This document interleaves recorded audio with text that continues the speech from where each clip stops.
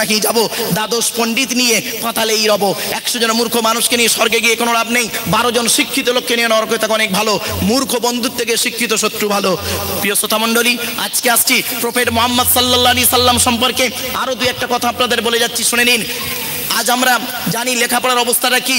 Prophet Muhammad সাল্লাল্লাহু আলাইহি সাল্লামকে একদিন জিজ্ঞাসা করা হলো, হে নবী আপনি বলুন পৃথিবী ধ্বংসের লক্ষণগুলো কি কি?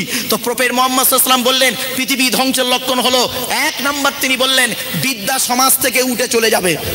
আশ্চর্য, বিদ্যা সমাজ থেকে উঠে চলে যাবে? বলছে হ্যাঁ। বলছে কিরকম? আজকের আপনারা বলুন তো দেখি, মাধ্যমিক উচ্চ মাধ্যমিক বিএ পাস এমএ পাস আলেম হাফেজ মাস্টার ডাক্তার ইঞ্জিনিয়ার প্রফেসর বেড়ে গেল, বুড়ো বুড়ি অনেকের ভাতও দেয় না, খবরও নেয় না, ঠিক না বে ঠিক? বাস্তব কথা বলছি। গ্রামে গঞ্জে থেকে গিয়ে বারাইপুরে গিয়ে ঘর ভাড়া করে থাকতে পারলে মনে করলো খুব খুশি, ফ্যামিলি স্ট্যাটাসটা খুব ভালো লাগবে না? আফসোস। এই জন্যই প্রফেট মুহাম্মদ সাল্লাল্লাহু আলাইহি ওয়াসাল্লাম বলেছিলেন পৃথিবী ধ্বংসের লক্ষণ হলো বিদ্যা সমাজ থেকে উঠে চলে যাবে। এই কথাকে নিয়ে গবেষণা করলো কে? 1996 সালে প্যারিসে ইউনেস্কো সংস্থা থেকে জ্যাকি টেলর বলে ভদ্রলোক, তিনি বললেন 4 টাইপ অফ লার্ন, বিদ্যাকে 4 ভাগে ভাগ করলেন। লার্নিং টু নো, কিছু জানার জন্য বিদ্যা অর্জন করা। দ্বিতীয় নাম্বার লার্নিং টু ডু, কর্মদক্ষতা অর্জন করার জন্য বিদ্যা অর্জন করা। 3 number learning to live together, একত্রে বসবাস করার জন্য বিদ্যা অর্জন করা। 4 নাম্বার লার্নিং টু বি, প্রকৃত মানুষ হওয়ার জন্য বিদ্যা অর্জন করা। এটাই আমাদের অভাব। আজ শিক্ষিত মানুষে সমাজের পাপ কাজে নোংরা কাজে বেশি লিপ্ত হয়ে আছি, ঠিক না বে ঠিক? আজ বাস্তব কথা আজ আপনাদের বলে যাচ্ছি, বাস্তব কথা আজ বলে যাচ্ছি। যে শিক্ষা সমাজের উন্নতি করতে পারলো না, সে শিক্ষার জীবনের কোনো দাম নেই।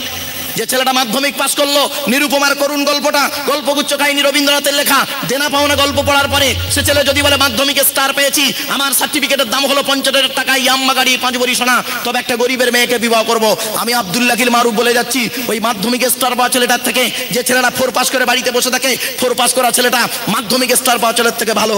আজকের কন্যা দেয় মানুষ ভিক্ষা করছে, কি হিন্দু কি মুসলিম, ছি ছি ছি, লজ্জা করে না? ছেলের বাপের কবর কেনার জায়গা কম পড়েছে, মেয়ের বাপের কাছ থেকে নাও। ছেলের বাপের শ্মশান কেনার কাঠ কম পড়েছে, মেয়ের বাপের কাছ থেকে নাও। এর থেকে ভিখারি তোমার মতো পৃথিবীতে আর কেউ নাই, ঠিক না বেটি? কথাগুলো শুনতে খারাপ লাগছে না? এই প্রতিবাদ আমি করতাম না। আমি যদি শুধু একজন মৌলবি হতাম বেঁচে যেতাম। আমার গাড়িটা দেখবেন, গাড়ির সামনে একটা বোর্ড লাগানো আছে, ওয়ার্ল্ড হিউম্যান রাইটস কাউন্সিল, বিশ্ব মানবাধিকার পরিষদ, ওয়ার্ল্ড হিউম্যান রাইটস কাউন্সিলে আমি হলাম ন্যাশনাল প্রেসিডেন্ট। আজ বাস্তব কথা আপনাদের কাছে তুলে ধরছি। আচ্ছা একটু বলুন তো দেখি, আপনারা পুত্র সন্তান দেওয়ার মালিক কে? জোরে বলুন। কন্যা সন্তান? তা পুত্র সন্তান কন্যা সন্তান যদি আল্লাহই দিল, তাহলে একটা মেয়ে ছেলে 4টে কন্যা হলে তার শাশুড়ি তার বউমাকে কেন বলে ওর পেটে বেটা ছেলে নেই? এ প্রতিবাদ করলেন না আপনারা? কিসের শিক্ষিত মানুষ? এই শিক্ষা আপনাদের? ও ওই মাধ্যমিক পাস করে টুকলি করে পাস করাটাই পাস? শিক্ষা সমাজকে দিতে পারলেন না? চলুন এবার দেখে নিই। ক্লাস 10 জীবন বিজ্ঞান, life science chapter term genetics বা বংশগতি। বংশগতি বিদ্যার জনক হলো গ্রেগর জোহান মেন্ডেল। 2টো সূত্র আবিষ্কার করেছিলেন, পৃথক বন্টনের সূত্র, স্বাধীন বন্টনের সূত্র। এক্স আর ওয়াই কে দিয়ে মোটর গাছ কিনে গবেষণা করেছিলেন। আফসোস, বিজ্ঞান আমাদের বলে কন্যা সন্তান হয়। শুনে নিন, সন্তানের লিঙ্গ নির্ধারণ হয় বাপের কারণে, মায়ের এতে হাত থাকে না। যদি আপনার দোষ দিতে হয় শাশুড়ি, তোমার বউমাকে নয়, তোমার ছেলেটাকে দোষ দাও। আর 6টা মেয়ে হয়েছে, শাশুড়ি তার বউমাকে বলছে ওর পেটে বেটা ছেলে নেই। অনেক পুরুষ আছে, অনেক পুরুষ আছে, কি হিন্দু কি মুসলিম, অনেক স্বামী আছে, স্ত্রীর 2-3টে বাচ্চা হয়ে গেলে তাকে বাপের বাড়ি তুলে দেয়, তাকে ডিভোর্স দিয়ে দেয়। এই প্রতিবাদ যেদিন করতে পারবেন, সেদিন জানবেন আপনি একজন মানুষ, আপনি একজন মানুষ, আমি একজন মানুষ। আফসোস। প্রিয় শ্রোতা মণ্ডলী, চলুন এগিয়ে যাই। অসুবিধা হচ্ছে আপনাদের? আর একটু হবে না? বন্ধ করে দেবো? হবে? চলুন এগিয়ে যাচ্ছি। প্রফেট মুহাম্মদ সাল্লাল্লাহু আলাইহি সাল্লাম তিনি বললেন বিদ্যা সমাজ থেকে উঠে চলে যাবে। এই কথাকে নিয়ে গবেষণা করা হলো, আর সত্যি তাই। চলুন দেখি এডুকেশন কাকে বলে। What is the definition of education? EDUCATION। এক একটা লেটারের এক একটা গুণাগুণ আছে, তবেই তাকে এডুকেশন বা শিক্ষা বলে। ই থেকে ইগারলি, ডি থেকে ডেভেলপমেন্ট, ইউ থেকে ইউনিভার্সাল, সি থেকে ক্যাপাবিলিটি, এ থেকে অ্যাক্টিভ, টি থেকে টলারেন্স, আই থেকে ইন্টেলিজেন্ট, ও থেকে ওবিডিয়েন্স, এন থেকে ন্যাচারাল। এতগুলো গুণে গুণান্বিত বস্তুকে বলা হয় এডুকেশন বা শিক্ষা। যাকে তাকে শিক্ষা বলে না। এডুকেশনটা নেবে কে? নেবে কে? স্টুডেন্ট। স্টুডেন্ট কাকে বলে? Who is student. স্টুডেন্ট কাকে বলে? ওই 11টায় গেল, 4টেয় এলো, আমতলা জামতলা বুড়ির বেলতলা 5তলা বসে একটু ইয়ার্কি ফসকুমি মারলো, চিড়িয়াখানা ভিক্টোরিয়া জাদুঘর তারামণ্ডল ইকো পার্ক নিকো পার্কে একটু আনন্দ ফুর্তি করলো, সারা বছর পড়লো না, পরীক্ষার খাতায় টুকলি করছে, স্যার ধরলো ছুরি মারলো, এরা কোনোদিন আদর্শবান স্টুডেন্ট বলে না। STUDENT, এক একটা লেটারের এক একটা গুণাগুণ আছে, তবেই তাকে স্টুডেন্ট বলে। S থেকে স্টাডি, T থেকে ট্রুথফুল, ইউ থেকে ইউনিটি বা আনকমন, D থেকে ডেপোর্নিয়াস, E থেকে এফিসিয়েন্ট, N থেকে নোবেল, T থেকে টিপটপ। এতগুলো গুণে গুণান্বিত ব্যক্তিকে বলা হয় স্টুডেন্ট, যাকে তাকে স্টুডেন্ট বলে না। এ পেছনে বাচ্চারা ডিস্টার্ব করছে, মা বন্ধ করুন তো।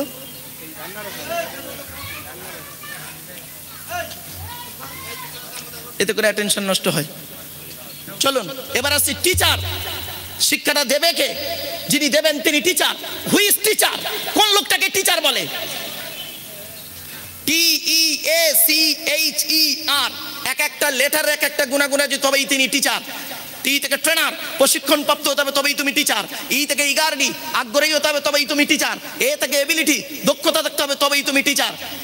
তোমার ভাঁড়ে কিছু নেই, উচ্চ মাধ্যমিকের ছেলে পড়াবে, তুমি যে সাবজেক্টটা পড়াবে সেই সাবজেক্টটা তোমার ব্রেনে আগে রাখতে হবে। আফসোসের বিষয়, এই পশ্চিম বাংলার জমিনে এমনও শিক্ষক আছেন, এমনও টিচার আছেন, এমনও কলেজের প্রফেসর আছেন, অযোগ্য, পড়াবার তার যোগ্যতা নাই। চাকরি পেলেন কি করে? হয় ফোর্সে নয় সোর্সে। আমি কি বোঝাতে পারছি আপনাদের? হয় ফোর্সে আর নয় সোর্সে।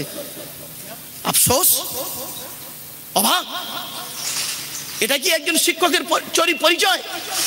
1 কেজি ভেটকি মাছে, এই 4 কিলো 2 কিলো ওজনে একটা ভেটকি মাছের বিনিময়ে আর 3 কিলো বাগদা চিংড়ির বিনিময়ে 37 নাম্বারটা 73 হয়ে যায়? আফসোস, আফসোস। মাধ্যমিক উচ্চ মাধ্যমিক বিএ পাস হবে, বিয়ের ছেলেগুলো পড়ে আছে, চাকরি পাচ্ছে না। আর চাকরি পেতে গেলে তাকে 10 লাখ 12 লাখ টাকা ঘুষ দিতে হবে। আফসোস। শুধু তাই নয়, আর একটু এগিয়ে যাচ্ছি। সি থেকে character, most important letter C. C থেকে ক্যারেক্টার। টিচার হতে গেলে তার চরিত্র ঠিক থাকতে হবে। আজ থেকে 30 বছর আগে এই বৃদ্ধ মানুষগুলোকে জিজ্ঞাসা করুন, আজ থেকে 30 বছর আগে টিচার ছাত্রের সম্পর্ক কি ছিল?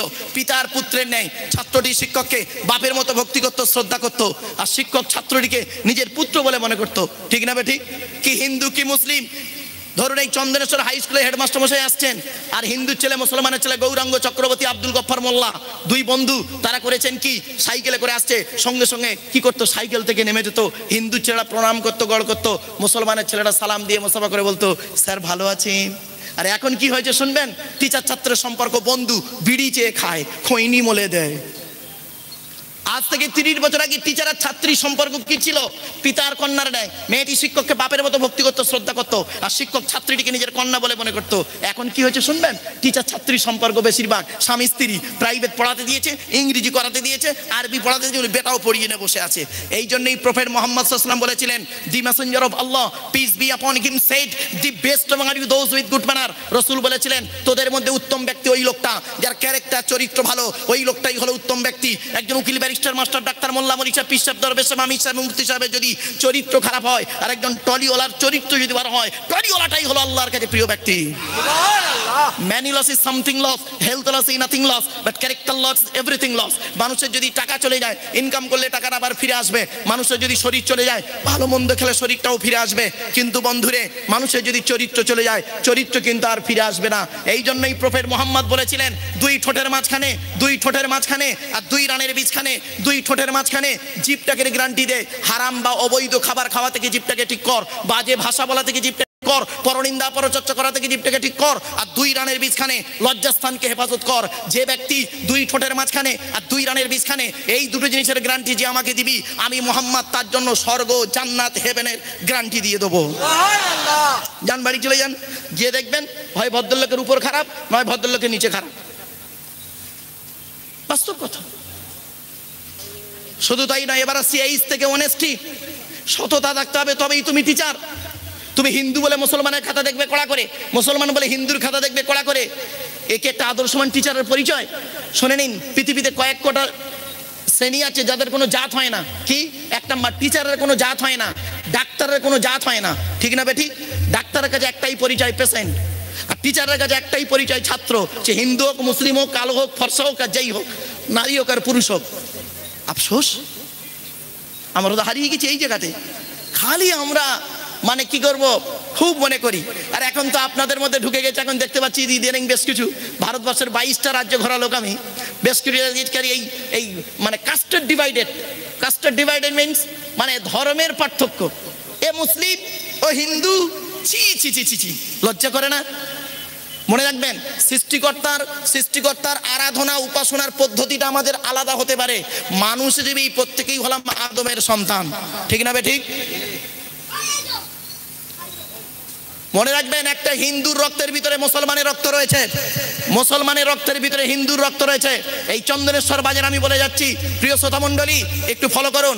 আপনাদের এলাকায় ব্লাড ডোনেশন ক্যাম্প হয়, রক্তদান শিবির হয়, রক্ত যখন নেওয়া হয় তখন বলা হয় নাকি এই ও হিন্দু ওর রক্ত আলাদা কর, ও মুসলিম ওর রক্ত আলাদা কর, বলে নাকি? আরে বোকা, ব্লাডের কোনো কাস্টে ডিভাইডেড থাকে না, ব্লাডের মধ্যে জেন্ডারের কোনো ডিভাইডেড থাকে না, ব্লাডের মধ্যে কালারের কোনো ডিভাইডেড থাকে না, ব্লাডের মধ্যে গ্রুপের ডিভাইডেড করা হয়। অর্থাৎ গ্রুপ, ব্লাডের 4টে গ্রুপ রয়েছে, এ বি আর ও, প্রত্যেকটার মাইনাস প্লাস। একটা হিন্দুর রক্তের ভিতরে তিনটে জিনিস পাওয়া যায়, লোহিত কণিকা, শ্বেতকণিকা, অনুচক্রিকা, as a same no difference. একটা মুসলমানের রক্তের ভিতরে ওই তিনটেই পাওয়া যায়। কিসের পার্থক্য করেন? হে খ্রিস্টান, তুমি গির্জায় গিয়ে যাকে গড বলে ডাকো তাকে জীবনে কোনোদিন গির্জায় পাবে না। হে হিন্দু, যাকে মন্দিরে গিয়ে ঈশ্বর বা ভগবান বলে ডাকো তাকে জীবনে মন্দিরে পাবে না। হে মুসলমান, যাকে মাথায় টুপি দিয়ে যাকে মসজিদে গিয়ে আল্লাহ আল্লাহ করে চিৎকার করো, ও আল্লাহকে জীবনে মসজিদে পাবে না। কোথায় পাবো তাকে? চলুন দেখি, কোথায় স্বর্গ কোথায় নরক? কে বলে তা বহুদূর, মানুষের মাঝে স্বর্গ নরক, মানুষেতে সুরাসুর।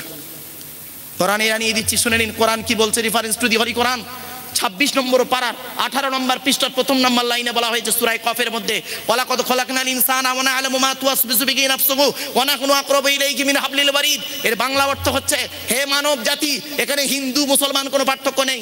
হে মানব জাতি, আমি তোদের সৃষ্টি করেছি, তোদের মনের মধ্যে ভালো মন্দ যা কিছু আছে আমি সৃষ্টিকর্তা সব জানি। তোরা যেন কোনোদিন ভাববি না আমি অনেক দূরে, আমি তোর ঘাড়ের শিরার নিকটবর্তী। একবার অন্তঃস্থল থেকে আমাকে স্মরণ কর, আমি তোর ডাকে সাড়া দেব। কি বুঝলেন? সৃষ্টিকর্তাকে কোনোদিন দেখেছেন? সৃষ্টিকর্তা দেখা দেয়, সৃষ্টিকর্তা দেখা দেয়, ভাবতে অবাক লাগে। আফসোস এই জায়গাতে। এবার আসছি এইচ থেকে অনেস্টি, এবার আসছি ই থেকে early.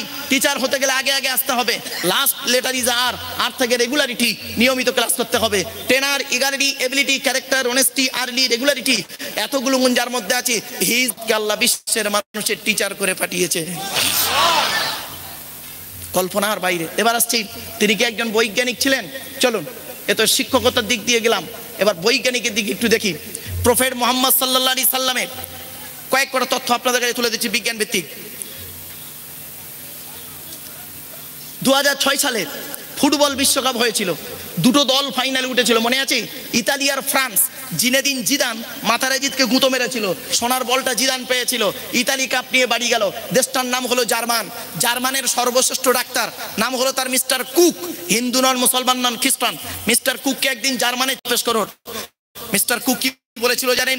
Read the holy Quran and tradition of prophet Muhammad Mustafa সাল্লাল্লাহু আলাইহি সাল্লাম, your future will be successful, it is my challenge. ওরে জার্মানের ছেলেমেয়েরা, তোরা যদি ভবিষ্যৎ জীবনটা উন্নতির চরম শিখরে পৌঁছাতে যাস, আমি মিস্টার কুক তোদের চ্যালেঞ্জ দিয়ে বলে যাচ্ছি, মুহাম্মদ বলে একজন নবী এসেছিল, তার উপরে এসেছিল কোরআন, এই কোরআনটা তোরা পড়বি আর মুহাম্মদের হাদিসগুলো একটু গবেষণা করবি। আমি মিস্টার কুক তোদের চ্যালেঞ্জ দিয়ে বলে যাচ্ছি, মানে ভবিষ্যৎ জীবনটা উন্নতির চরম পৌঁছে যাবি।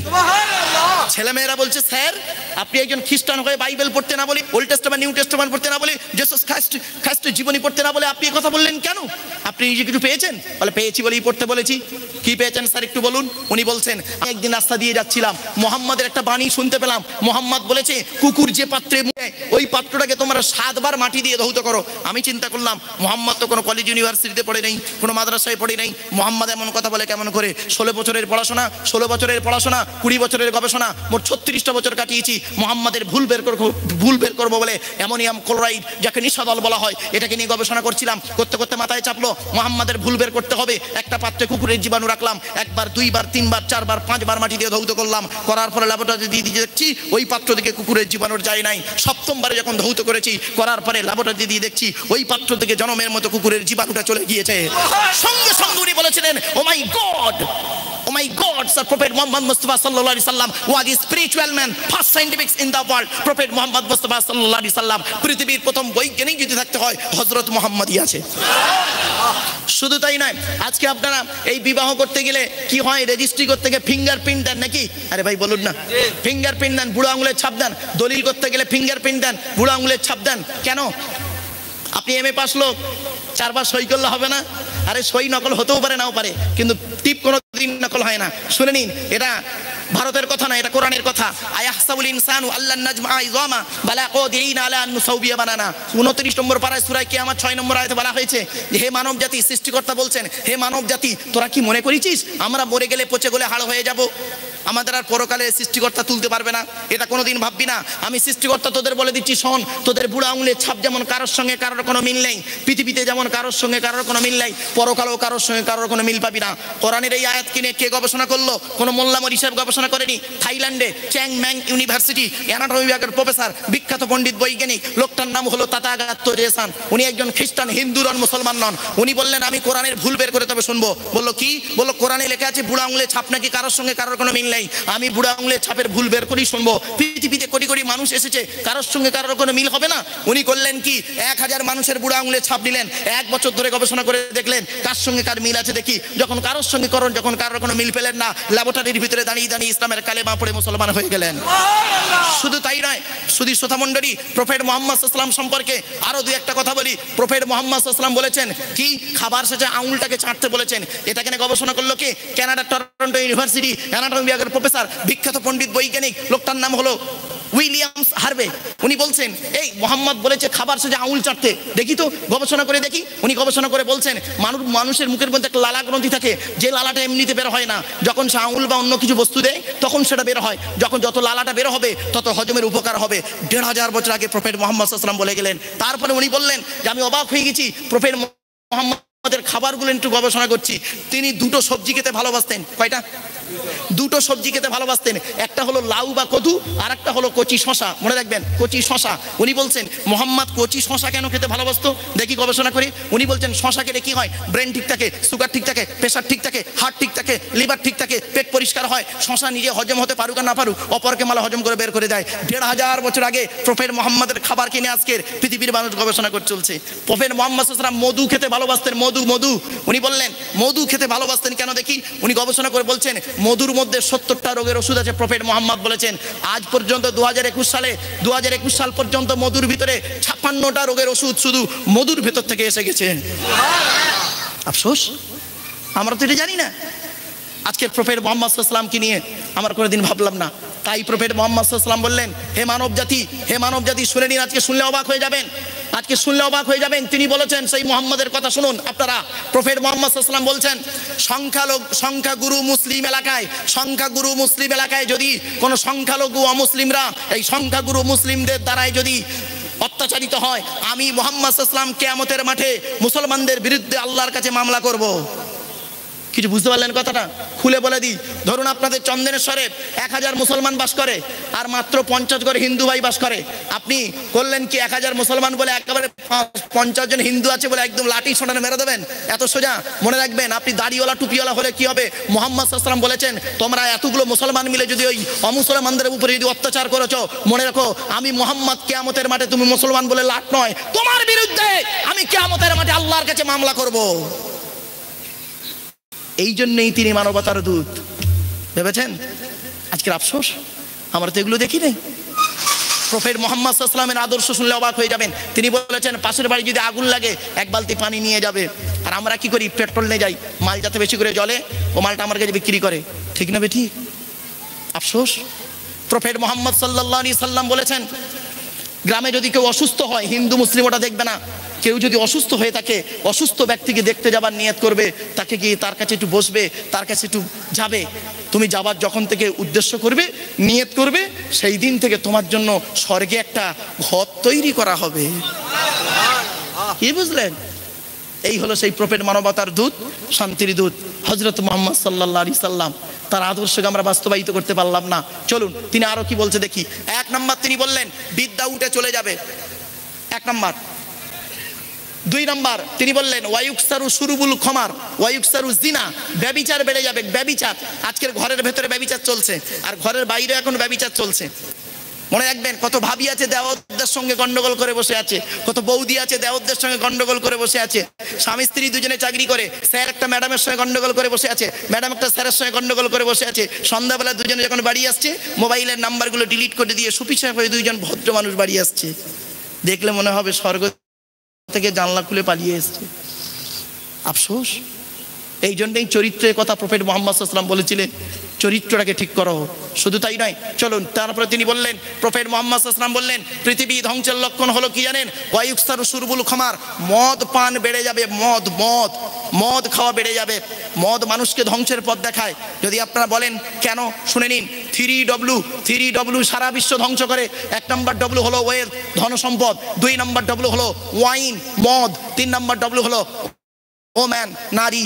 মাল, মদ আর মেয়ে, তিনটে খুব খাতারনাক। যদি ব্যবহার করতেই হয় একইটলি ভাবে কনসাস হয়ে ব্যবহার করিও। একবার যদি স্লিপ খেয়েছো, লাইফটাই বরবাদ। প্রিয় শ্রোতা মণ্ডলী, আজ আপনাদের কাছে টু দি পয়েন্টের উপরে কথাগুলো বলে যাচ্ছি। আর ওখানে অনেক হয়তো বলবেন, ভাইজান কি দাদা কে আমার যে যেমন সম্পর্ক হয় বলবেন, বাবা আমরা তো বাংলা মাল খাই না, যা খাই ইংলিশ মাল, তাই তো। হুইস্কি, কিংফিশার, ম্যাকডোনাল্ড, বেলাক, ওয়াইন, রিডমিল, ব্লক, ব্রাইন, এসব মদের নাম বললাম রে বাপ, যারা খায় তারা বুঝতে পারছে। সেদিন এরকম মদের নাম বলছি, এক বুড়ো অপর বুড়োকে বলছি, দেখছি হুজুর কিরাম কোরআনে আয়াত বলছি, তাও ঠেলা বুঝতে পারেনি বেচারা। এই জন্য বলছে, শুনে নিন, মদ পান বেড়ে যাবে। আফসোসের বিষয়, একটা অফিসারের কাছে আপনি আপনার আইন নিয়ে যাবেন, আপনার দাবি নিয়ে যাবেন, তাকে একটা সিগারেট দিতে হবে, নইলে সিগারেটের খাপের ভিতরে একটা 500 টাকার নোট ঢুকিয়ে দিতে হবে, নইলে তাকে একটু মদ খাবার পয়সা দিতে হবে, তবে সে ভদ্রলোক সই করবে। ছি ছি ছি ছি ছি। শুনে নিন, প্রফেট মুহাম্মদ বলেছেন, আর রাশি ওয়াল মুরতাশি কিলাহুমা ফিন্নার, ঘুষ দাতা, ঘুষ নেনেওয়ালা, দেনেওয়ালা, উভয়ের প্রতি নরক, নরক, জাহান্নাম, জাহান্নাম, নরক। আফসোস, আজকের কোথায় আমরা দাঁড়িয়ে আছি? চলুন না একটু দেখি। এবার আসছি, প্রফেট মুহাম্মদ সাল্লাল্লাহু আলাইহি সাল্লাম বলেছেন পৃথিবী ধ্বংসের লক্ষণ হলো ঘুষ খাওয়া বেড়ে যাবে, সুদ খাওয়া বেড়ে যাবে। আর তিনি আরো বলেছেন পিতামাতার অবাধ্য সন্তান হবে, পিতামাতার অবাধ্য সন্তান হবে। এজন্য শ্রোতা মণ্ডলীদেরকে আমি অনুরোধ করব, কি হিন্দু কি মুসলিম, যাদের বাড়িতে বৃদ্ধ পিতামাতা বেঁচে আছে, খবরদার তাদেরকে কাঁদাবেন না। বৃদ্ধ পিতামাতার আশীর্বাদ, দোয়া, প্রার্থনা নেবেন। জানবেন প্রফেট মুহাম্মদ সাল্লাল্লাহু আলাইহি সাল্লাম বলেছেন পিতামাতার দোয়া সৃষ্টিকর্তা তাড়াতাড়ি গ্রহণ করে নেয়, তাড়াতাড়ি গ্রহণ করে নেয়। এজন্য বাড়ি থেকে যখন বেরোবে, বৃদ্ধ পিতামাতা থাকলে তাদের আশীর্বাদ, দোয়া নিয়ে, প্রার্থনা নিয়ে বেরোবে। গাড়ির তলার ভেতরে ঢুকে যাবে, আমার সৃষ্টিকর্তা করবে কি, ওই পিতামাতার আশীর্বাদের বা দোয়ার প্রার্থনার মাধ্যমে তোমার গাড়ির তলার ভেতর থেকে জীবিত টেনে বের করে আনবে। আজকের বাপের ভাত দেওয়া হয় না, মায়ের ভাত দিতে পারি না, শ্বশুর শাশুড়ি খুব তওয়াজ করি, তাই না? আশ্চর্য, খারাপ সেন্স নেবেন না। তাহলে কি আপনার শ্বশুর শাশুড়ি খাবার দেবেন না? এটা বলছি না। আগে আপনার পিতামাতাকে দেখুন। যে মা পৃথিবীর জমিনে বন্ধু বন্ধুর গায়ে পেশাব ফিরিয়ে দিলে বন্ধু চটে যায়, অবাগিনী মায়ের কোলে কত রাতের ঘুম কেড়ে নিলাম, একটা বারের জন্য সে মা ফেলে দেয় নাই। আর সেই মাকে আজকে চোখের পানি ফেলতে হয়। সেই মা বাজারে ভিক্ষা করে, আর তুমি একজন শিক্ষিত মাস্টারমশাই, সেই মা খেতে পায় না, সেই মা ওষুধের জন্য অন্যের কাছে ভিক্ষা চায়। তুমি একজন জ্ঞানী মানুষ, তোমার জ্ঞানের কোনো দাম নেই, তোমার থেকে একটা মূর্খ ভালো।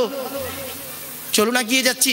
প্রফেট মুহাম্মদ সাল্লাল্লাহু আলাইহি ওয়াসাল্লাম বললেন পৃথিবী ধ্বংসের লক্ষণ হলো অযোগ্য ব্যক্তিরা নেতৃত্ব দেবে, যার যে সম্পর্কে কোনো জ্ঞান নেই। গ্রামের প্রধান নিজের নামটাও সই করতে পারে না, ও হলো গ্রামের প্রধান, ও নিজের চরিত্র খারাপ, ও লোকের ক্যারেক্টার সার্টিফিকেট দিচ্ছে। ঠিক না বেটি? আশ্চর্য। পৃথিবী ধ্বংসের লক্ষণ প্রফেট মুহাম্মদ সাল্লাল্লাহু আলাইহি ওয়াসাল্লাম বলে গেলেন শিক্ষিত লোকেরা অশিক্ষিত লোকেদের সম্মান করবে ভয়েতে। ঠিক না বেটি?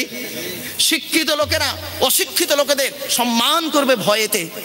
এই ফেল সে হয় একটা মিনিস্টার, এই ফেল সে হয় একটা মিনিস্টার, আর তাকে স্যালুট দিচ্ছে একজন আইপিএস অফিসার। ঠিক না বেটি? বাস্তব কথা বলে যাচ্ছি আজকে। অবাক, হায় রে আফসোস, হে সমাজ, লেখাপড়া। এই জন্যই প্রফেট মুহাম্মদ সাল্লাল্লাহু আলাইহি সাল্লাম বলেছিলেন শিক্ষিত মানুষেরা অশিক্ষিত মানুষের সম্মান করবে ভয়েতে, প্রাণের ভয়ে জীবন চলে যাবে, কিচ্ছু করার নেই। এরপরে প্রফেট মুহাম্মদ সাল্লাল্লাহু আলাইহি সাল্লাম বলেছিলেন, পৃথিবী ধ্বংসের লক্ষণ তোমরা দেখতে পাবে, ঘন ঘন ভূমিকম্প দেখা দেবে, পৃথিবী ধ্বংসের লক্ষণ তোমরা দেখতে পাবে, জলোচ্ছ্বাস দেখা দেবে, পৃথিবী ধ্বংসের লক্ষণ দেখা দেবে, সমাজের বুকে অন্যায় অত্যাচার বেড়ে যাবে। তখনই জানবে পৃথিবী ধ্বংসের পথে, মুনাফিকের সংখ্যা বেড়ে যাবে, মিথ্যাবাদীর সংখ্যা বেড়ে যাবে। আজ আপনাদেরকে এই কটুকত কথা আপনাদেরকে টু দি পয়েন্টের উপরে বললাম বাবা, অসুস্থ মানুষ, তবু চিল্লে চাল্লে যতটুকু পারলাম বললাম। আর আপনাদের কাছে দুই একটা কথা আপনাদের কাছে রাখবো, সেটা হলো কি, হিন্দু মুসলিম কাঁধে কাঁধ মিলিয়ে চলুন। মনে রাখবেন, ঋগ্বেদের একটা 45 নম্বর অনুচ্ছেদে ঋগ্বেদের মধ্যে বলা হয়েছে ষষ্ঠাঙ্গ বলে একটা শব্দ, যার অর্থ হলো 8টা অংশ মাটিতে স্পর্শ করে সৃষ্টিকর্তার আরাধনা উপাসনা করো। একজন হিন্দু ভাই সে যখন মন্দিরে গিয়ে মানে গড় করে, দেখবেন 8টা অংশ মাটিতে স্পর্শ করাতে হয়। কি? কপাল, নাক, 2 হাত, 2 হাঁটু, 2 পা। একটা মুসলমান যখন মসজিদে গিয়ে নামাজ পড়ে 8টা অংশ মাটিতে স্পর্শ করাতে হয়, কপাল, নাক, 2 হাত, 2 হাঁটু, 2 পা। কিসের পার্থক্য করেন? মনে রাখবেন, পার্থক্য এখানেই হবে, 2 কাঁধের 2 ফেরেশতা। মনে রাখবেন, জাস্ট আপনাদেরকে উদাহরণ দিয়ে যাচ্ছি। টাকা ইনকাম করবেন, ক টাকার মালিক? মনে রাখবেন, সৃষ্টিকর্তা বলছে, ক টাকার মালিক তুই পৃথিবীতে? ও টাকা তোর, ও টাকা আমার, আমি তোকে দিয়েছি খরচা করতে। আল্লাহুল গনি ওয়া আনতুমুল ফুকারা, আমি হলাম ধনী, তোরা সব ফকিরের বাচ্চা। জোরে বলুন সুবহানাল্লাহ। সৃষ্টিকর্তা বলছেন, কিসের অহংকার করি চাই পৃথিবীতে চন্দনেশ্বরের মানুষেরা, হিন্দু মুসলিম? কিসের অহংকার? জ্ঞান, জ্ঞান। কোরআনে বলা হয়েছে, সৃষ্টিকর্তা বলছেন, ওমা উতিতুম মিনাল ইলমি ইল্লা কলিলা। সেখানে বলা হয়েছে সামান্য জ্ঞান তোকে দান করেছি। ও বাংলায় এমএ পাস করেছিস, বাংলার জ্ঞান, ও থেকে চন্দ্রবিন্দু চাঁদ, অক্ষর কোটার ভিতরেই তোর জ্ঞান। ইংরাজিতে এমএ পাস করেছিস, সৃষ্টিকর্তা বলছেন ইংরাজিতে এমএ পাস করেছিস, ইংরাজির জ্ঞান, এ থেকে জেড পর্যন্ত অক্ষর কোটার ভিতরেই তোর জ্ঞান। আরবিতে মৌলানা মুফতি সাহেব হয়েছিস, আলিফ থেকে ইয়া পর্যন্ত অক্ষর কোটার ভিতরেই তোর জ্ঞান। কয়েক কটা অক্ষরকে একত্রিত করে গোটা কত শব্দ তৈরি করলি, কয়েক কটা শব্দকে একত্রিত করে একটা সেন্টেন্স বাক্য তৈরি করে কি বললি? There is a no god, সৃষ্টিকর্তা নাই। বোকা কথাগারে, তো চোখ থেকে কয়েক হাজার কিলোমিটার দূরে চাঁদ, তাকে তুই দেখতে পাস, চোখের উপরেই কপাল, আয়নার সহযোগিতা ছাড়া দেখতে পাস না। ঠিক না বেঠিক? সৃষ্টিকর্তা বলছে, চন্দনেশ্বরের মানুষেরা, হিন্দু মুসলমানেরা, কিসের অহংকার দেখাচ্ছে আমার এই পৃথিবীতে? চেয়ারের অহংকার। 5 বছরের জন্য ভোটে জিতিয়ে তো একটা চেয়ার দান করব। ওই চেয়ারের মর্যাদা যদি রাখতে পেরেছিস তো ভালো, পরের ইলেকশনে এমন হারাবো, তুইও যা একটা টোটোওয়ালা হতে। ঠিক না বেটি? আশ্চর্য। দেখবেন পঞ্চায়েত ভোটের আগের দিন রাতের বেলা প্রার্থীরা আপনাদের বাড়ি বাড়ি যায়, যেই প্রার্থী হোক, আমি কোনো মেনশন করছি না কোনো পার্টিকে, বাড়ি বাড়ি যায়, কি বলে? কাকু ভালো আছেন, চাচা ভালো আছে, শরীর ভালো আছে, দেখবেন। তা আপনারা কি বলেন? না আমরা সব ঠিক আছি, ওই পাড়াতে একটু ডিস্টার্ব আছে, ওই পাড়ায় যাও, এই বলে দেন। তো ভোট হয়ে যাবার পরের দিনও যখন প্রদান হয়ে যায়, ভোটের আগের দিন আপনার বাড়ি গিয়েছিল কি? স্যান্ডেল পায়ে দিয়ে, গলায় গামছা দিয়ে। আর ভোটের পরের দিনে যখন প্রদান হয়ে গেল, চন্দনেশ্বর বাজারে আসছে কি পায়ে দিয়ে জানেন? খাদিমসের মাল পরে। তার 6 মাস পরে সাইকেল নিয়ে বাজারে আসছে প্রধান সাহেব। তার 6 মাস পরে মোটর সাইকেল নিয়ে বাজারে আসছে প্রধান সাহেব। তার 1 বছর পরে 4 চাকা গাড়ি নিয়ে প্রধান সাহেব চন্দনেশ্বর বাজারে আসছে। পরের ইলেকশনে হেরে গেছে, ভাঙা সাইকেল নিয়ে বাড়ি আসছে। ঠিক না বেটি? ভেবে দেখুন। সৃষ্টিকর্তা বলছে, কিসের অহংকার দেখাস? ক্ষমতা। কোরআনে বলা আছে ওয়াখুলিকাল ইনসানু দাঈফা, সেখানে বলা হয়েছে আমি তোকে দুর্বল করে তৈরি করেছি। পৃথিবীর মানুষ শোন, মায়ের পেট থেকে যেদিন এলি সেদিন তোর হাইট ছিল 1.5 ফুট, ওয়েট ছিল 3.5 থেকে 4 কিলো। তখন তো বলিসনি হিয়াসে লড়ঙ্গা, হুয়াসে লড়ঙ্গা। ও এখন বয়সটা 25, গরম দেখাচ্ছিস না? 50টা পার হোক। পৃথিবীতে একটা রোগ আছে, আমার দেওয়া রোগ, নাম হলো মিস্টার সুগার। ভেতরে ঢুকিয়ে দেবো, কখন পেচ্ছাপ ফিরছিস নিজেরই খেয়াল নেই। ঠিক না বেটি? সৃষ্টিকর্তা বলছেন, কিসের অহংকার দেখাস আমার এই পৃথিবীতে চন্দনেশ্বরের মানুষেরা? পাটির বল। ধরুন আপনাদের এলাকার সব থেকে বড় গুন্ডা, জাস্ট ফর এক্সাম্পল, উদাহরণ দিচ্ছি বাবা, খারাপ সেন্স নেবেন না। আপনাদের এলাকার সব থেকে বড় গুন্ডা রাস্তা দিয়ে যখন চলে 40টা বডিগার্ড নিয়ে চলে, সামনে 10টা বডিগার্ড, পেছনে 10টা বডিগার্ড, ডান দিকে 10টা বডিগার্ড, বাম দিকে 10টা বডিগার্ড, 40টা বডিগার্ড নিয়ে AK-47 রাইফেল নিয়ে চলে। জনগণ তার সামনে মুখ খুলতে পারে না, বিশাল পাওয়ার। সৃষ্টিকর্তা কি বলছে জানেন? এই 40টা বডিগার্ডের বাবার ক্ষমতা নাই, ওর ভেতর থেকে আমি তোর 12টা বাজাবো, দেখবি লাল লাল কাঠ পিঁপড়ে 4 পিস লুঙ্গির ভেতর ঢুকিয়ে দেবো, এমন জায়গায় কামড়াবে ছটপট ছটপট ছটপট ছটপট ছটপট করছে। তখন বডিগার্ডরা বন্দুক নিয়ে বলছে স্যার স্যার স্যার স্যার কি হয়েছে, স্যার স্যার কি হয়েছে? স্যার তখন বলছে আরে বলিস না, লুঙ্গির ভেতরে কাঠ পিঁপড়ে 4টে ঢুকে গেছে, এমন জায়গায় কামড়াচ্ছে, কিছু বলতেও পারছি না, দেখাতেও পাচ্ছি না। তখন বডিগার্ডরা বলছে স্যার ফায়ার করবো, ফায়ার করবো, হুট লুঙ্গির ভেতরে ফায়ার করবি, শেষ। এই জন্য কোরআন কি বলছে দেখুন, ওয়ালা তুসাইর খাদ্দাকা লিন নাসি ওয়ালা তামশি ফিল আরদি মারহা ইন্নাল্লাহা লা ইউহিব্বু কুল্লা মুখতালিন ফাখুর। পারা নাম্বার 21 পৃষ্ঠা নাম্বার 11 লাইন নাম্বার 14 সূরার নাম সূরা লুকমান আল কোরআন। আল্লাহ বলছেন এই পৃথিবীতে কোনোদিন অহংকার করে চলাফেরা করিস না, আমি আল্লাহ কোনোদিন কোনো অহংকারকারীকে ভালোবাসি না। হে শ্রোতা মণ্ডলী, এতক্ষণ আপনাদের কাছে বক্তব্য রাখলাম, অনুরোধ করে বলে যাচ্ছি হিন্দু মুসলিম কাঁধে কাঁধ মিলিয়ে থাকুন। অনুরোধ করে বলে যাচ্ছি মনে রাখবেন, কিসের মারামারি করেন? একই আকাশের তলায় থাকি, একই কলের জল খাই, একই সূর্যের কিরণ গায়ে লাগাই, একই চাঁদের প্রতিফলিত রশ্মি হাতে ব্যবহার করি, একই মিষ্টির দোকানে খাবার কিনে খাই, কিসের মারামারি করো? জানতে হবে তার জ্ঞানের অভাব, মূর্খ বলে এই কাজটাই করে, খবরদার নয়। অনুরোধ করে বলে যাচ্ছি, জাস্ট একটা এক্সাম্পল দিয়ে যাচ্ছি, শুনে নিন। আজকের আপনারা এখানে বসে আছেন চটের উপরে, কেউ দাঁড়িয়ে আছেন, আমি এখানে বসে আছি। কালকে যদি মারা যাই, দুজন দু জায়গায় যাব, আপনি যাবেন শ্মশানে, আমি যাব কবরে। মাটির দেহ মাটি হবে, পুড়ে হবে ছাই, এ দেহ পচা দেহ, গরব কিসের ভাই? বাড়িতে গিয়ে ভাববেন। গীতার একটা সারাংশ কি জানেন? শ্রীমতী ভগবত গীতাতে বলা হয়েছে, তুমি কাঁদছো, তুমি কাঁদছো, তোমার কি হারিয়েছে? কাঁদছো, তুমি যা নিয়েছো এখান থেকেই নিয়েছো, যা দিয়েছো এখানেই দিয়েছো। তোমার যেটা আজকে আছে গতকালকে সেটা অন্যের ছিল, তুমি আজ চলে যাবে, আগামীকাল সেটা অন্যের হয়ে যাবে। বাড়িতে গিয়ে ভাববেন। শুধু শ্রোতা মণ্ডলী, আজকের আমরা এটা কোনোদিন ভাবলাম না। তাই মনে রাখবেন, টাকা ইনকাম করেছি, জীবনের উন্নতি কত করতে পেরেছি জানেন? শুনে নিন মুসলিম ভাইরা, ভালো করে শুনুন। জীবনের উন্নতি হলো 150 থেকে 1500। কত বললাম? 150 থেকে 1500। কিরকম শুনে নিন। আমি যেদিন মায়ের পেট থেকে এসেছিলাম, সব থেকে দামি কাপড়টা, সব থেকে দামি কাপড়টা একটা নবজাত শিশুর জন্য সব থেকে দামি কাপড়টা হলো 150 টাকা দাম। 150 টাকা সব থেকে। সে কাপড়টা কিন্তু নিজে পরতে পারিনি, অন্যেই পরিয়ে দিয়েছিল। সৃষ্টিকর্তা বলছে দেখ, তো জীবনের প্রথম কাপড়টা তুই পরতে পারিসনি, অন্যেই তোকে পরিয়ে দিয়েছে। আর জীবনের শেষ যে কাপড়টা পরবি তার নাম হলো কাপন। কাপন মুসলমানরা কাপন বলেন, কাপন, তার দাম 1500 টাকা, ওটাও তুই নিজে পড়তে পারবি না। কিসের অহংকার করিস? বাদশা সেকেন্দার মারা যাবার সময় কি বলেছিল জানেন? 3টা আদেশ করে গিয়েছিলেন। 1 নম্বর বলেছিলেন মন্ত্রীদেরকে ডেকে বলেছিলেন, আমি মারা যাবার পর আমার লাশটাকে কবরস্থানে কে নিয়ে যাবে? তা মন্ত্রীরা বলেছিলেন, স্যার আমরা নিয়ে যাব। বলে খবরদার নয়, তোমরা নয়। তাহলে আপনার পরিবারবর্গ? বলে তাও নয়। তাহলে নিয়ে যাবে কে স্যার? বলছে ডাক্তাররা। কারা কারা? ডাক্তাররা, যারা আমার অর্জিত সম্পদগুলো আমার কবরের পাশে কিছুদিন রেখে দেবে, তারপরে নিয়ে চলে আসবে। 3 নম্বর, আমি মারা যাবার পর আমার হাত দুটো কাফনের বাইরে করে দেবে। কাফনের বাইরে করে দেবে। আমরা কি করি? কাফনের ভিতরে দিয়ে জুড়ে দিই, কাপড়ের ভিতরে দিয়ে জুড়ে দেয়, হাত দুটো কাফনের বাইরে করে দেবে। উনি জিজ্ঞাসা করা হলে একটু ব্যাখ্যা করুন। উনি বললেন, শোনো, মানুষের ধারণা হয় ডাক্তাররা জীবন দেয়, জীবন নেয়, জীবন দেওয়া নেওয়ার মালিক হলো সৃষ্টিকর্তা, উপরেই আছে। ডাক্তাররা কি করলো? ডাক্তারদের যতটুকু বিবেক বুদ্ধি দিয়েছে, লেখাপড়া করেছে, সেই মোতাবেক আন্দাজি ওরা ট্যাবলেট, ইঞ্জেকশন, ওষুধ মেরেছে, আর বাঁচাতে পারে না। যার মাল তাকে কাঁধে করে দিয়ে আসছে। 2 নাম্বার হলো কি? 2 নাম্বার, আমি মারা যাবার পর আমার কবরের পাশে, আমার সমাধির পাশে কি করবে? উপার্জিত সম্পদ কিছুদিন রেখে দেবে, তারপরে নিয়ে চলে আসবে। বলে কেন? বলে কারণটা হচ্ছে পৃথিবীর মানুষ যেন জানতে পারে, পৃথিবীর মানুষ যেন জানতে পারে যে এত বড় একজন বাদশা হয়ে আজকে সে মাটির নিচে শুয়ে আছে, আর তার সমাধির পাশে এতগুলো উপার্জিত সম্পদ আছে, একটুও নেওয়ার ক্ষমতা নাই।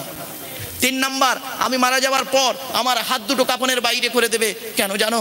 পৃথিবীর মানুষকে জানিয়ে যাচ্ছি, ওরে পৃথিবীর মানুষ দেখ, এই দুটো হাত দিয়ে এই পৃথিবীতে বহু উপার্জন করেছি, বহু সম্পদ, কিন্তু আজকের কিছুই নিয়ে যেতে পারলাম না। কি করলাম? শুধু খালি দুটো হাত নিয়ে চলে যাচ্ছি। সুতরাং এই পৃথিবী ছেড়ে যেদিন যাবেন, মৃত্যুকার কখন কোথায় হবে কেউ জানে না, শুধু শ্রোতামণ্ডলী জানবেন। এটাই হয়তো আমার বক্তব্যের শেষ ইতি টানতে পারি, এটাই হলো আমার বক্তব্যের শেষ বক্তব্য হতে পারে। আজই হয়তো আমি আজকের মারা যেতে পারি, আজকে হয়তো যাব এখান থেকে, আমি যাব অনেক দূর বাবা, অনেক দূরে যাব, সেখানে যাওয়ার পথে গাড়িতে অ্যাক্সিডেন্টে যদি মারা যায় তো হয়ে গেল শেষ। এজন্য এই জীবনের কোনো দাম নেই। আমার দেহের দাম সেই দিন হবে, আমার দেহের দাম সেই দিন হবে। আমার মরণের 10 বছর পরে যদি কবরটা একবার খুলে দেখেন, দেখি তো আব্দুল্লাহ কিল মারুফ খুব তো বড় বড় লেকচার দিত, ও কবরে মরে গেছে না পচে গেছে না টাটকা আছে দেখি। যদি 10 বছর পরে কবরটা খুলে দেখেন, সমাধিটা খুলে দেখেন যে দেহটাও টাটকা আছে, কাফনটাও পছন্দ ধরে নে, ধারণা আপনাদের এটাই জন্মাবে ওরে দাওয়াত করে ইনভাইট করে আনাটা আমাদের লাভ হয়েছিল। ওই ইমান বা বিশ্বাসী হয়ে মারা গেছে, সৎ হয়ে মারা গেছে। আর যদি দেখেন দেহ তো দূরের কথা, কাফনেরও কোনো গন্ধ নেই, ধারণা আপনাদের এটাই জন্মাবে ওরে নিমন্ত্রণ ইনভাইট করে আনাটাই আমাদের ভুল হয়েছিল। ওর এলেম ছিল, আমল ছিল না, ওর জ্ঞান ছিল কিন্তু বাস্তবে প্রয়োগ করতো না। এজন্য আল আলিমু বিলা আমালিন কাশাজারি বিলা সামারিন, আমলবিহীন আলেম ওই রকম, জ্ঞানী লোক আমলবিহীন ওই রকম। যেমন ফলবিহীন গাছটা, যে গাছের কোনো ফল থাকে না, সে গাছের যেমন কোনো ভ্যালু থাকে না। যে ব্যক্তি মুখে বলে আর কাজের সঙ্গে যদি মিল না থাকে, ওই ব্যক্তি কোনোদিন এক হতে পারে না। সেজন্য আপনাদেরকে বলি, সুধী শ্রোতামণ্ডলী, ভালো থাকুন, সুস্থ থাকুন, মানুষকে ভালোবাসুন। ছোট্ট কয়েকটা কথা আপনাদের কাছে আমি বলবো, টু দি পয়েন্টের উপরে। হিন্দু মুসলিম কাঁধে কাঁধ মিলিয়ে চলুন। মুসলিম ভাইরা নামাজ পড়ুন, নামাজ পড়বেন। 82 জায়গায় কোরআনে লেখা আছে নামাজের কথা, আপনারা কি জানেন? 92 জায়গায় লেখাপড়ার কথা আছে কোরআনে। কত জায়গায়? 92 জায়গায় লেখা আছে লেখাপড়ার কথা, আর নামাজের কথা 82 জায়গায় আছে। আমরা নামাজটাকে খুব গুরুত্ব দিই আর লেখাপড়ার গুরুত্ব মোটেই দিই না। এটা আফসোস, খবরদার এটা করবেন না। ছেলে মেয়েদেরকে লেখাপড়া শেখান, সুশিক্ষায় শিক্ষিত করুন। ছেলে মেয়েদেরকে স্পোকিং ইংলিশ শেখান, স্পোকিং অ্যারাবিক শেখান, কম্পিউটার শেখান। আধুনিক বিজ্ঞানের যুগে ছেলে মেয়েদেরকে ধর্মীয় শিক্ষার সাথে সাথে জেনারেল শিক্ষা দীক্ষা করান। তাহলে দেখবেন আপনার ছেলের পিছনে আপনার ভবিষ্যতের চিন্তা করতে, আপনার ছেলের ভবিষ্যতের চিন্তা আপনার করতে হবে না। আর সাথে সাথে বলি, সৎভাবে জীবনযাপন করুন। মানুষের উপকার করতে না পারলে ক্ষতি করতে যাবেন না।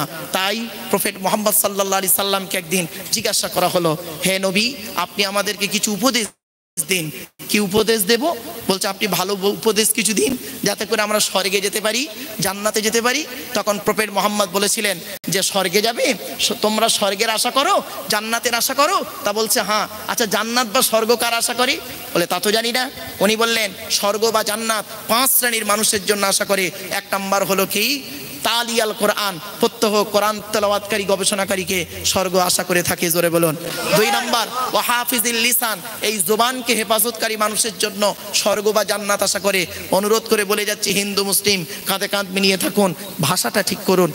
হারাম খাওয়া, অবৈধ খাবার খাওয়া থেকে জিভটাকে ঠিক করুন, বাজে ভাষা বলা থেকে জিভটাকে ঠিক করুন, পরনিন্দা পরচর্চা করা থেকে জিভটাকে ঠিক করুন। মানুষের সবথেকে পৃথিবীর কঠিন কাজ কি জানেন? পৃথিবীর সবথেকে কঠিন কাজ হলো আত্মসমালোচনা করা, নিজেকে নিয়ে সমালোচনা করা। এটা খুব কঠিন কাজ। আত্মসমালোচনা করলে নেকি হয়। আর পৃথিবীর সবথেকে সহজ কাজ কি জানেন? পর সমালোচনা করা, অন্যের সমালোচনা করা। এটা করলে পাপ হয়। দুধওয়ালা লোকের বাড়ি বাড়ি যায়, দুধ কিনে কেউ খেতে চায় না। মদওয়ালা দোকান দিয়ে বসে থাকে, মোটরসাইকেলের তেল পুড়িয়ে মদ কিনে খেয়ে মারামারি করে বাড়ি আসে। একটু বাড়ি থেকে ভাববেন। 3 নাম্বার বলা হলো কি? অমতি মিলি জি আন, ক্ষুধার্তকে খাদ্য দানকারী মানুষের জন্য জান্নাত বা স্বর্গ আশা করে।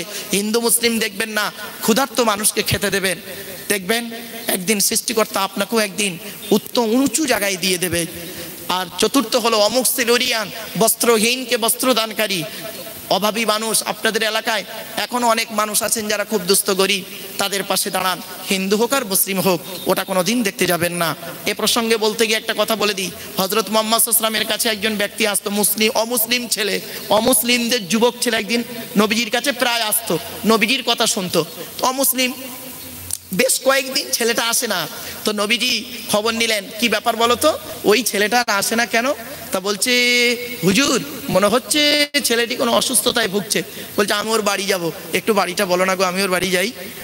তখন লোকেরা ওনার সেই ছেলেটির বাড়ি দেখিয়ে দিতে নবীজি করলেন কি, তার বাড়িতে গেলেন, গিয়ে মানে বারান্দায়, আপনার কি দাবা বলেন না বারান্দা বলেন, যাই হোক ওই দাবায় বা বারান্দায় গিয়েছেন, যেতেই এখন সেই ছেলেটার মা হলো অমুসলিম হিন্দু, সে বলছে বাবা আল আমিন আমার বাড়ি এসেছে, আল আমিন আমার কপাল। হজরত মোহাম্মদের একটা নাম হলো আল আমিন, মানে সত্যবাদী। এ নামটা কেউ দেয়নি, আরবের মানুষেরাই তাকে দিয়েছে, শত্রু মিত্র সকলেই মিলে তাকে আল আমিন বলেছে, কারণ আল আমিন মানে সত্যবাদী। হজরত মোহাম্মদ সাল্লাল্লাহু আলাইহি ওয়াসাল্লাম জীবনে কোনদিন মিথ্যা কথা বলেনি, জোরে বলুন সুবহানাল্লাহ। আর আপনি তার অনুসারী হয়ে এত মিথ্যা কথা কেন বলেন? তাহলে বুঝতে হবে আপনি সত্যিকারের প্রফেট মোহাম্মদের অনুসারী নয়। ফরস আপনি যদি বলেন গালে দাড়ি রেখেছি আমি মুসলমান, this idea is very wrong, it is my challenge. যদি বলেন গালে দাড়ির নাম মুসলমান, আমার গালে কি দাড়ি দেখতে পাচ্ছেন? এই গ্রেট পোটার রবীন্দ্রনাথ ঠাকুরের গালের দাড়িটা আমার দাড়ির থেকে অনেক বড় দাড়ি ছিল। ব্যারিস্টার উমেশচন্দ্র বন্দ্যোপাধ্যায়, সুরেন্দ্রনাথ বন্দ্যোপাধ্যায় সক্রিয় গালে দাঁড়িয়েছিল, রামকৃষ্ণ পরমহংসদেবের গালে দাঁড়িয়েছে, আশ্রম বাবুর গালেও দাঁড়িয়েছে, রামদেবেরও গালেও দাঁড়িয়েছে, মুসলমান নন। যদি আপনি বলেন মাথায় টুপি দেবার নাম মুসলমান, আমার মাথায় কি টুপি দেখতে পাচ্ছেন? এই গ্রেট ন্যাশনাল হিরো যিনি বলেছিলেন give me blood I shall give you freedom, Netaji Subhash Chandra Bose যিনি বলেছিলেন তোরা আমাকে রক্ত দে আমি তোদের স্বাধীনতা দেবো, পণ্ডিত জওহরলাল নেহরুও মাথায় টুপি দিতেন, আন্না হাজারও মাথায় টুপি দিত, বাপেরা মুসলমান ছিল না। সুতরাং আপনাকে বুঝতে হবে ইসলাম ধর্মটা কি, প্রফেট মোহাম্মদের আদর্শটাকে আপনি বাস্তবে প্রয়োগ করুন। এরপরে নবীজি বললেন, তার কাছে গিয়ে এই ছেলেটির মা বলছে বাবা আমার কপাল বাবা, তুমি আমার বাড়িতে এসেছো বাবা আল আমিন, বসো বাবা বসো। তখন নবীজি বলেছিলেন মা আপনার ছেলে কোথায়? বলছে বাবা ছেলের কয়েকদিন জ্বর, ওই ঘরের ভিতরে আছে।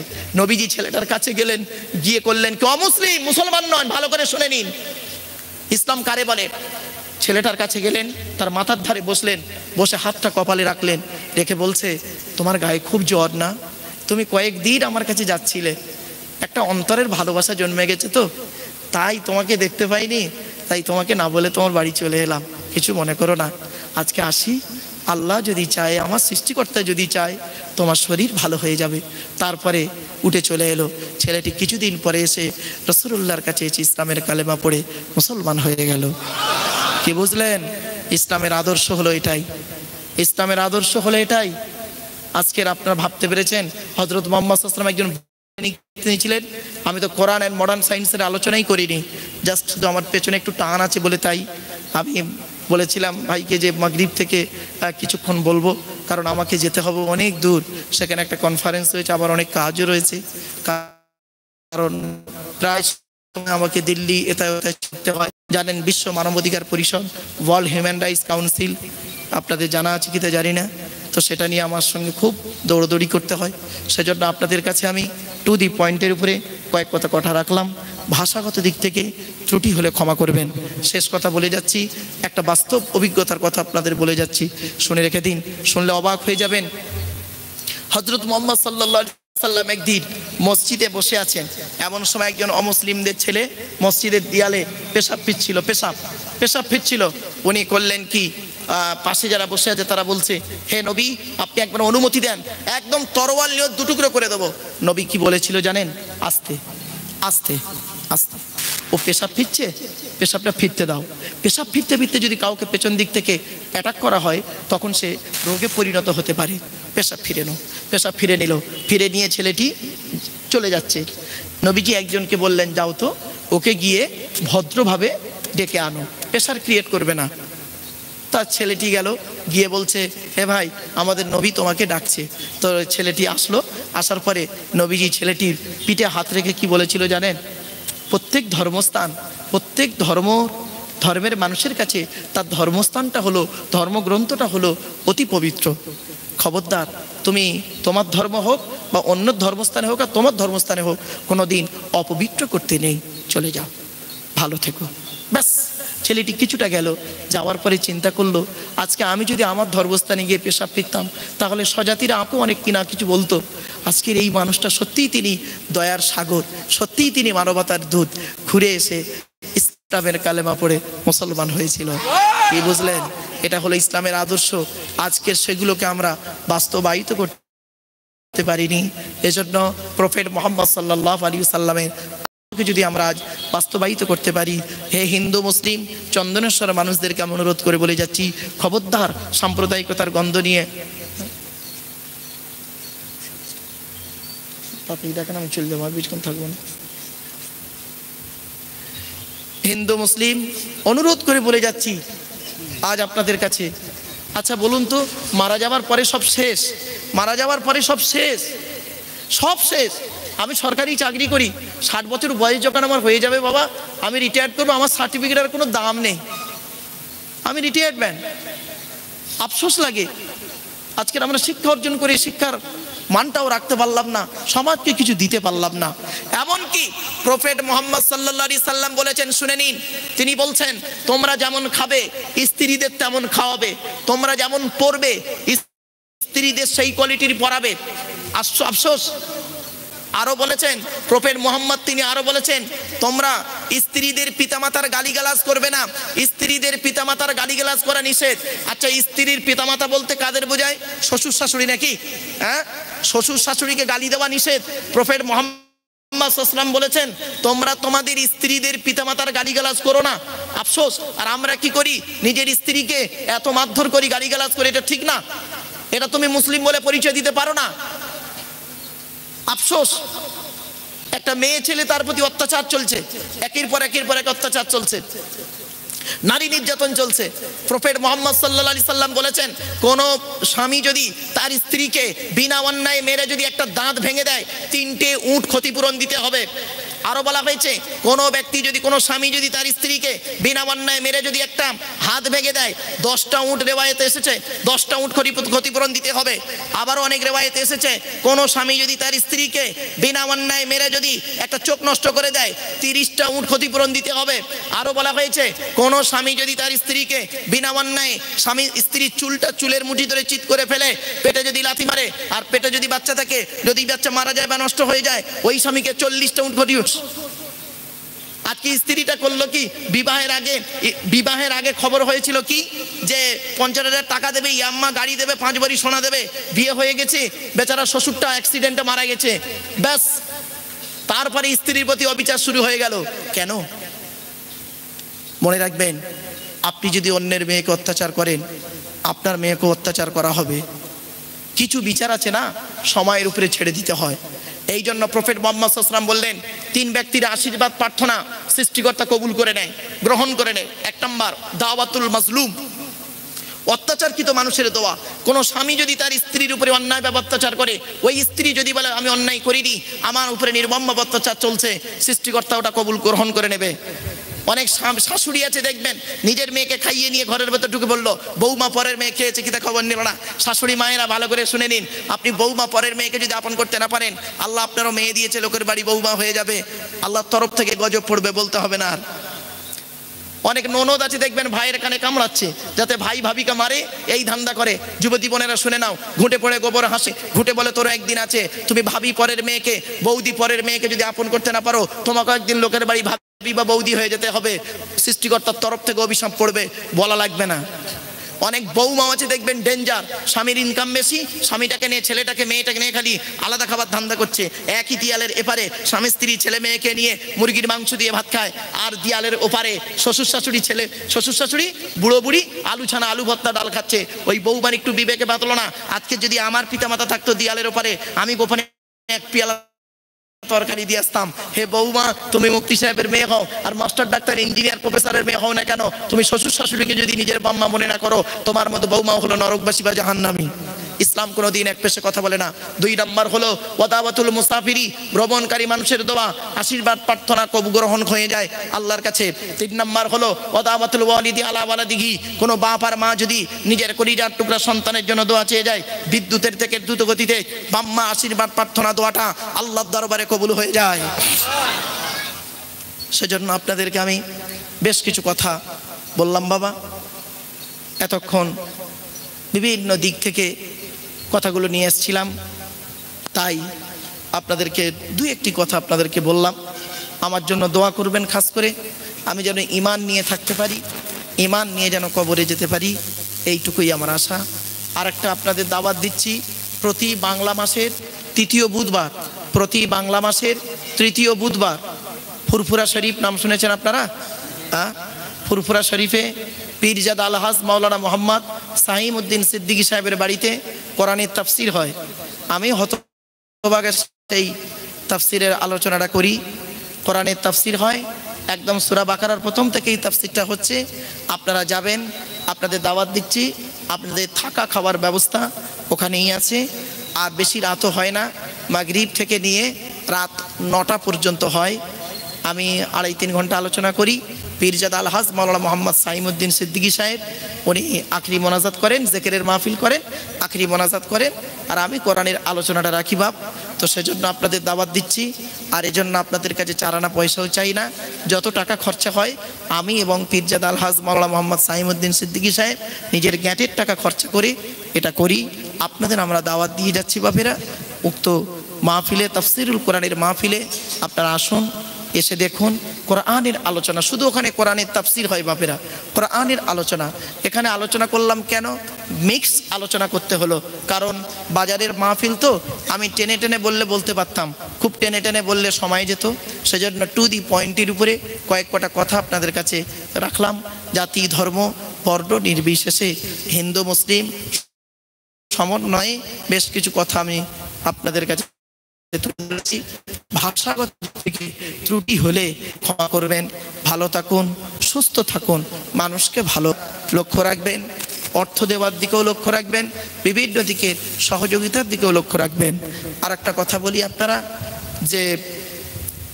যে যার ধর্ম পালন করুক, প্রত্যেকের ধর্ম তার কাছেই, তার ধর্মস্থানটাও হলো পবিত্র, তার কাছে তার ধর্মগ্রন্থটাও হলো পবিত্র।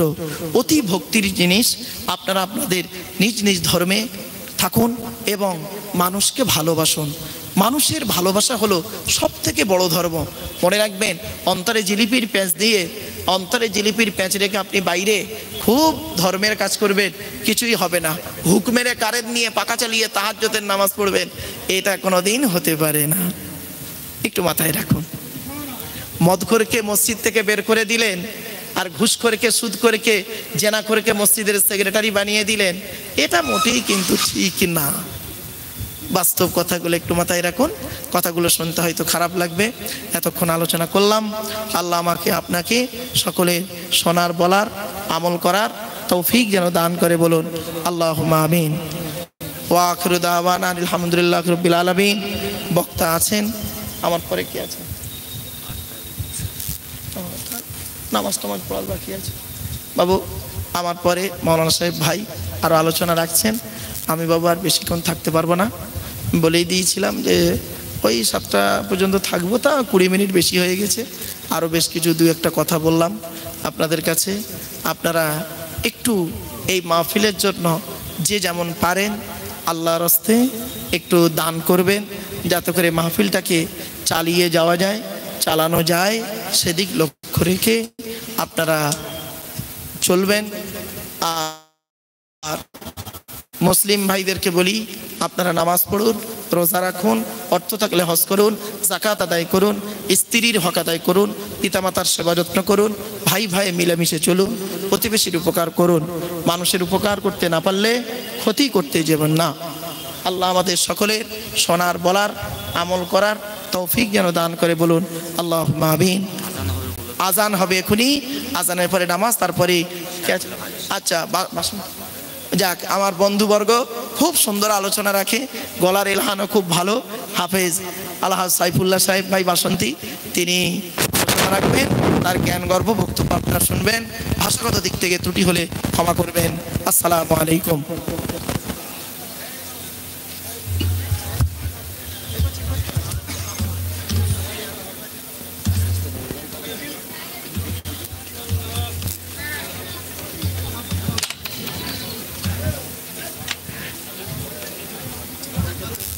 ধরে নিয়ে একজন হাতে করে নেন।